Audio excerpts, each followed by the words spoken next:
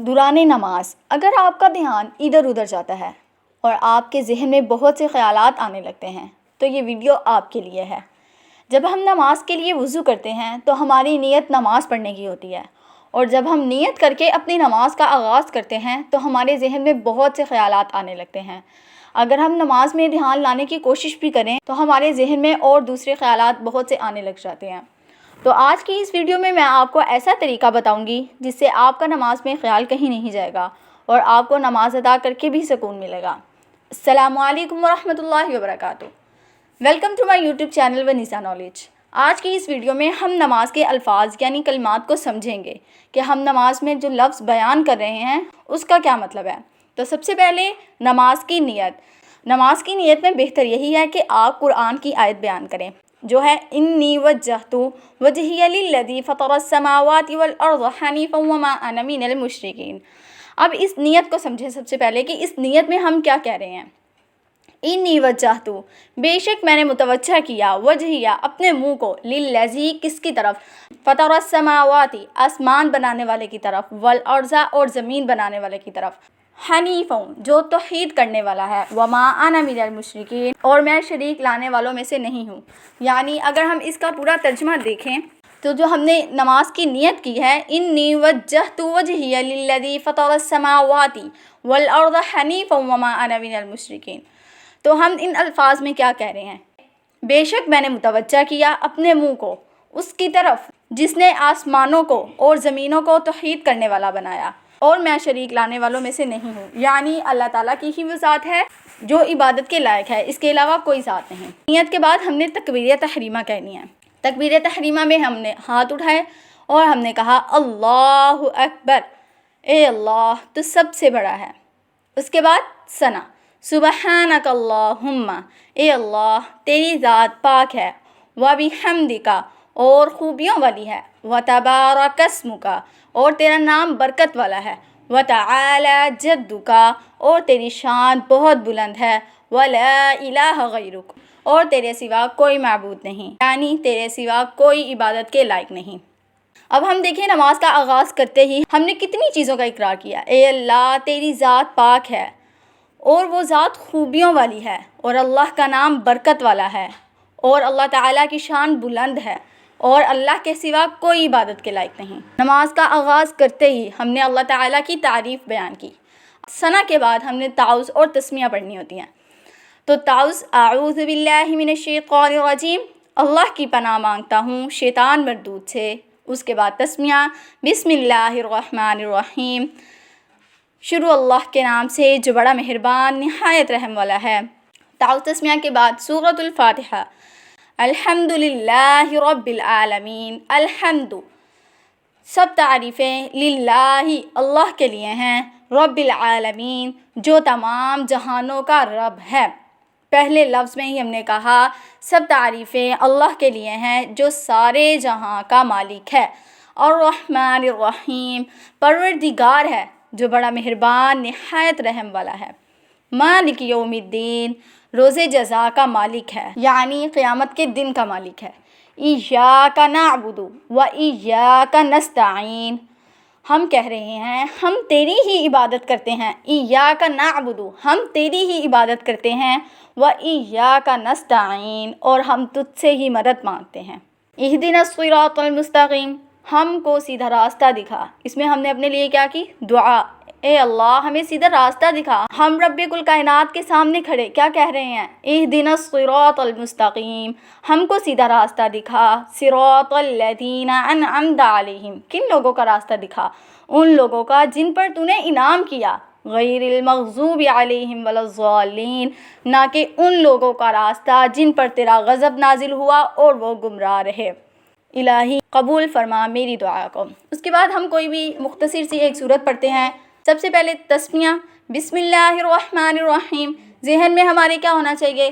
ترجمہ، شروع اللہ کے نام سے جو بڑا مہربان نہایت رحم والا ہے۔ اس کے بعد جب ہم نے سورت شروع کی، قل هو اللہ احد، قل کہہ دو، هو اللہ احد اللہ ایک ہے، اللہ الصمد اللہ بے نیاز ہے، لم یلد ولم یولد نہ وہ کسی کا بیٹا ہے اور نہ ہی اس کی کوئی اولاد ہے، ولم یکن لہ کفوا احد، اور کوئی بھی اس کا ہمسر نہیں، یعنی اس جیسی ذات کوئی نہیں۔ اب آپ دیکھ لیں، اندازہ لگا لیں کہ ابھی تو ہم نے نماز شروع کیا اور ہم صرف صورتوں تک پہنچے ہیں، نہ ابھی ہم نے رکوع کیا نہ سجدہ، کچھ بھی نہیں، اور ہم نے کتنی ہی اللہ تعالیٰ کی تعریف بیان کی، لفظوں کو سمجھا، اور ہم نے اپنے لیے ان میں بہت سے الفاظ میں دعا بھی کی۔ آگے تکبیر کہتے ہوئے اللہ اکبر، اللہ بہت بڑا ہے، ہم نے رکوع کی تسبیح کرنی ہے۔ رکوع میں جانے کے بعد ہم نے کہنا ہے سبحان ربی العظیم، پاک ہے میرا رب عظمت والا۔ اگر ہم نے 3 مرتبہ سبحان ربی العظیم کہا تو ہم نے 3 مرتبہ کیا کہا؟ پاک ہے میرا رب عظمت والا، پاک ہے میرا رب عظمت والا۔ اگر ہم نے یہی تسبیح 7 مرتبہ اور 11 مرتبہ کی تو آپ دیکھیں کہ کتنی مرتبہ ہم نے اللہ تعالیٰ کی تعریف بیان کی، پاک ہے میرا رب عظمت والا۔ اس کے بعد تسمیہ، یعنی جب رکوع سے ہم کھڑے ہوتے ہیں تو ہم نے کیا کہنا ہے؟ سمیع اللہ لمن حمیدہ۔ اب اس کا کیا مطلب ہے؟ سن لی اللہ نے اس کی جس نے اس کی تعریف کی۔ پیچھے ہم نے بہت سے الفاظ میں کیا کی؟ اللہ تعالیٰ کی تعریف بیان کی۔ اب آپ دیکھیں ادھر جو لفظ بیان کیا گیا ہے اس میں بھی یہی بات کی، سن لی اللہ نے اس کی جس نے اس کی تعریف بیان کی، یعنی اللہ تعالیٰ کی جس نے تعریف بیان کی، اللہ تعالیٰ نے اس کی سن لی۔ اور اس کے بعد جب ہم کھڑے ہو جائیں گے تو ہم نے کہنا ربنا لک الحمد، اے ہمارے رب تو ہی ہے لائق تعریف کے۔ اب آپ دیکھیں پیچھے ہم نے تعریف کی، اس کے بعد آیا کہ سن لی اللہ نے جس نے اس کی تعریف کی، اور اس کے ساتھ ہی کہہ دیا اے ہمارے رب تو ہی تعریف کے لائق ہے۔ اس کے بعد ہم نے دوبارہ سے تکبیر کہنی ہے، اللہ اکبر، اور اللہ بہت بڑا ہے کہتے ہوئے ہم نے سجدے میں چلے جانا ہے۔ پہلے ناک پھر پیشانی زمین پر رکھ دی اور اپنے رب کل کائنات کے سامنے پیش ہیں، سجدے میں پڑے اور کیا کہہ رہے ہیں؟ سبحان ربی الاعلیٰ، پاک ہے میرا رب بڑی شان والا۔ اگر ہم نے سجدے کی تسبیح 3 مرتبہ یا 7 مرتبہ یا 11 مرتبہ پڑھی تو ہم نے 11 مرتبہ اللہ تعالیٰ کی شان بیان کی، پاک ہے میرا رب بڑا عالی شان والا۔ اس کے بعد ہم نے دوبارہ سے تکبیر کہی اللہ اکبر، اور ہم بیٹھ گئے سجدے سے اٹھ کر۔ اب ہم نے پھر سے اللہ اکبر کہا اور ہم دوبارہ سجدے میں چلے گئے، اور پھر اسی حالت میں پہلے ناک پھر پیشانی زمین پر رکھی اور پھر سے اللہ تعالیٰ کے سامنے بیان کیا سبحان ربی الاعلیٰ، پاک ہے میرا رب بڑا عالی شان والا۔ یہ ہماری ایک رکعت مکمل ہو گئی۔ اب دوسری رکعت جب ہم شروع کریں گے تو ہم نے جیسے جیسے الفاظ پڑھنے ہیں ہم نے ان کا ترجمہ اپنے ذہن میں رکھنا ہے۔ اب دوسری رکعت میں جب ہم تشہد یعنی التحیات کی حالت میں بیٹھے تو ہم نے کیا بیان کیا؟ ہم نے کہا التحیات، زبان کی تمام عبادتیں للہ اللہ کے لیے ہیں، التحیات للہ، تمام عبادتیں زبان کی اللہ کے لیے ہیں، والصلوات، اور بدنی عبادتیں یعنی جو ایسی عبادت جو بدن سے ادا کی جاتی ہے جیسے نماز، اور تمام بدنی عبادتیں اللہ تعالیٰ کے لیے ہیں، والطیبات، اور مالی عبادتیں بھی اللہ تعالیٰ کے لیے ہیں۔ اس کے بعد السلام علیکہ، تم پر سلامتی ہو، ایھا النبی ورحمۃ اللہ وبرکاتہ، اے نبی اور اللہ کی رحمت اور اس کی برکتیں، سلام سلامتی ہو، علینا ہم پر، وعلی عباد اللہ الصالحین اور اللہ کے نیک بندوں پر، سلامتی ہو ہم پر اور اللہ کے نیک بندوں پر۔ اس کے بعد اشہد ان لا الہ الا اللہ واشہد ان محمدا عبدہ ورسولہ۔ اس کا ترجمہ آپ کو آتا ہی ہوگا مگر میں ایک مرتبہ پھر بیان کر دیتی ہوں۔ اشہد ان لا الہ الا اللہ، میں گواہی دیتی ہوں کہ اللہ کے سوا کوئی معبود نہیں، یعنی کوئی ذات ایسی نہیں جو عبادت کے لائق ہو، وہ اللہ کی ذات ہے جو عبادت کے لائق ہے۔ واشہد ان محمدا عبدہ ورسولہ، اور میں گواہی دیتی ہوں کہ حضرت محمد مصطفیٰ صلی اللہ علیہ وسلم اللہ کے بندے اور اس کے رسول ہیں۔ درود شریف جب ہم نے شروع کیا تو اللہم صلی علی، اے اللہ رحمت بھیج، علی محمد، حضرت محمد مصطفیٰ صلی اللہ علیہ وسلم پر، وعلی آل محمد، اور حضرت محمد صلی اللہ علیہ وسلم کے آل پر، کما جیسا کہ صلیتا تو نے رحمت بھیجی، علی ابراہیم، حضرت ابراہیم علیہ السلام پر، وعلی آل ابراہیم، اور حضرت ابراہیم علیہ السلام کی آل پر، انک حمید مجید، بے شک تو تعریف کیا گیا بزرگ ہے۔ اللہم بارک علی محمد، اے اللہ برکت دے حضرت محمد مصطفیٰ صلی اللہ علیہ وسلم کو، وعلی آل محمد، اور حضرت محمد مصطفیٰ صلی اللہ علیہ وسلم کی آل پر، کما جیسا کہ بارکتا تو نے برکت دی، علی ابراہیم حضرت ابراہیم علیہ السلام، وعلی آل ابراہیم انک حمید مجید، اور حضرت ابراہیم علیہ السلام کی آل کو، بے شک تو تعریف کیا گیا بزرگ ہے۔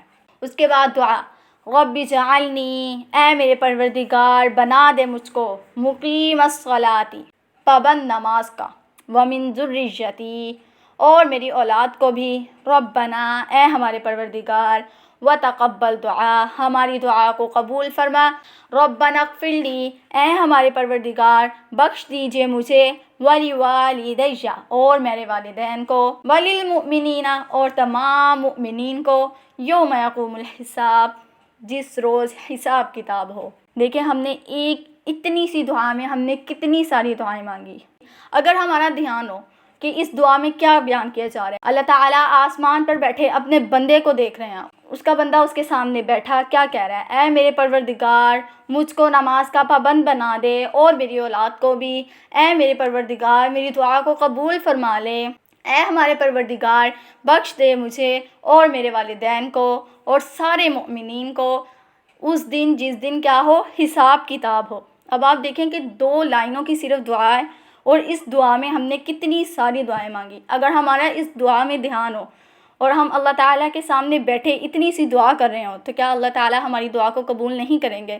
جب ہم اس دعا کو دل سے مانگیں گے اور ہمیں پتہ ہوگا اس میں کیا بیان کیا جا رہا ہے، تو انشاءاللہ ہماری دعا ضرور قبول ہوگی۔ اس کے علاوہ بھی بہت سی دعائیں پڑھی جاتی ہیں۔ اگر آپ نے کسی دعا کا ترجمہ سمجھنا ہو تو آپ مجھے کمنٹ کر دیجیے گا، میں آپ کو ضرور اس دعا کا ترجمہ بتاؤں گی۔ اس دعا کے بعد دونوں طرف منہ پھیر کر سلام کیا جاتا ہے۔ پہلے دائیں جانب منہ پھیرا، السلام علیکم ورحمۃ اللہ، تم پر سلام اور اللہ کی رحمت ہو، اور پھر بائیں جانب منہ پھیرا اور کہا تم پر سلام اور اللہ کی رحمت ہو۔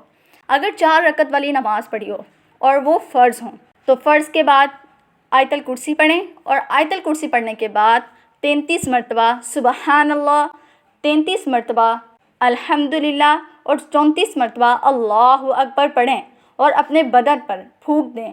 تو جس نے اس طرح پہلے فرض نماز کے بعد آیت الکرسی پڑھی اور اس کے بعد 33 مرتبہ سبحان اللہ، 33 مرتبہ الحمدللہ اور 34 مرتبہ اللہ اکبر پڑھا، تو حدیث کا مفہوم یہ ہے کہ آپ صلی اللہ علیہ وسلم نے فرمایا، شخص کا جو قدم ہے وہ ایک دنیا میں اور دوسرا جنت میں ہوگا انشاءاللہ۔ آئندہ ہم اپنی نماز کو سمجھ کے پڑھیں گے۔ اگر ہم پوری نماز کا ترجمہ یاد نہیں کر سکتے تو اہم الفاظ کا ترجمہ اپنے ذہن میں بٹھا لیں۔ انشاءاللہ نیکسٹ ویڈیو میں نماز کے 40 فوائد بیان کیے جائیں گے۔ تو ملتے ہیں اگلی ویڈیو میں، تب تک کے لیے اللہ حافظ۔